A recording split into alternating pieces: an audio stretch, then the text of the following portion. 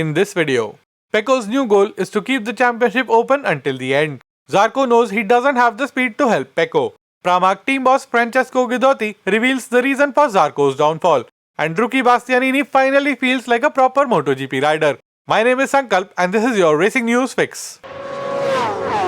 Mathematically, Pecco's title hopes are still not completely dead. But the least he has to do to keep those hopes alive is to finish ahead of Fabio and hope that Fabio has bad days on a few upcoming Sundays. Back at Misano, where Pecco won from pole just last month, is exactly what he is hoping to repeat to keep the championship alive until Valencia. Pecco said, "To be back racing at Misano after the stunning victory that I took here in front of my home crowd a month ago is definitely very exciting. That weekend everything was perfect and the 2 days of post-race testing was very positive for us. Nevertheless, we have to stay focused.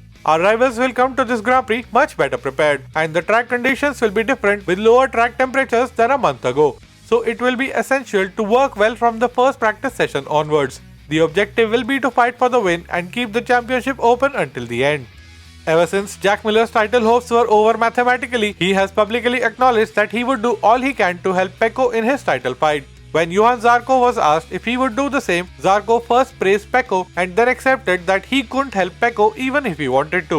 Zarco said, "Here at Misano, Pecco has incredible speed, so that's the work I want to do to progress and to have the same speed. But by the time I reach that level, he will have worked again to be even better. That's why I don't think I can help him because he is going to fight for the win. Fabio is very close and only missed the victory for nothing, so we'll see. But if I can be on the podium with them, it would just be fantastic because I am not the only one. I think Marc also had a great race last time here and then a fantastic race in Austin. He recovered well after Austin and many of us could be on the podium. But the first two are Pecco and Fabio. I don't think I have the speed here in Misano to really support Pecco. On the other hand, maybe I can be in front of Fabio, but about that I can't say anything now." Zarco's 2021 season started better than he himself had hoped for. It took everyone by surprise as he left Qatar on top of the standings after the doubleheader season opener. Although he had a gearbox hiccup at Portimao and finished in the gravel trap, he was soon back on the podium and kept Fabio honest throughout the first half of the season. After the summer break, something happened and Zarco's title campaign hit a wall with his DNF at Austria. He hasn't finished in the top 5 since then and has dropped down to 5th in the overall standings.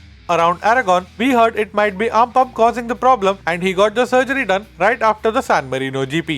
If you want to know more about what the arm pump issue is and what they do in surgery to get rid of the arm pump, I made a detailed video when Fabio lost the win at Jerez due to arm pump. The link is in the description below.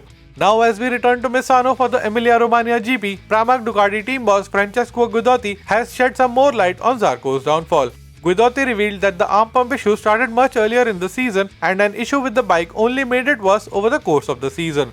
He said, "Even in the first part of the season, he suffered from his arm in a few races, but that wasn't the only reason for his underperformance. I think on some occasions, we were not able to eliminate the problems on the bike in the back with the pumping, which bothered him because of Johan's clean riding style. Rear axle problems have worsened his arm problems, so I would say 50% of the reason are related to the arm and the 50% to the rear axle problems." Pointing out the lack of performance from other strong riders in the first half of the season, Guidotti continued, "We must not forget that in the first part of the season, we also benefited from inconsistencies of some opponents. However, the season has been positive in many ways, and now the goal of the whole team is to finish better than we started." And contrasting to Zarco has been the story of rookie Enea Bastianini. The reigning Moto2 world champion showed glimpses of greatness in the first half of the season, but the results on Sunday didn't quite represent the same. Since Aragon, however, Enea has been super strong with an impressive P6 at Aragon, an incredible P3 at Misano, and another respectable P6 at Austin, all with a very second-hand Ducati. With a string of good results, the rookie is starting to feel, in his own words, like a proper MotoGP rider. Enea said, "I am a rookie for all the year, but now with more experience, I know which part I have to work during the weekend. And also I understand better all the tires and I have modified a little bit how I'm working with the guys in the box. Now I am more confident in every race and I can be faster in the rest of the season." Further adding about where he felt the step up came, Bastianini continued, "From Silverstone for me, we did a good step and now I am more confident with the bike. I can ride it more smoothly, more relaxed and it is easier for me to be fast." If you made it till here, let me know by giving this video a big thumbs up. To stay up to date on all things MotoGP, hit the subscribe button and don't forget the notification bell. Here are 2 more videos which you might enjoy. My name is Sankalp and I'll be back with another video very soon.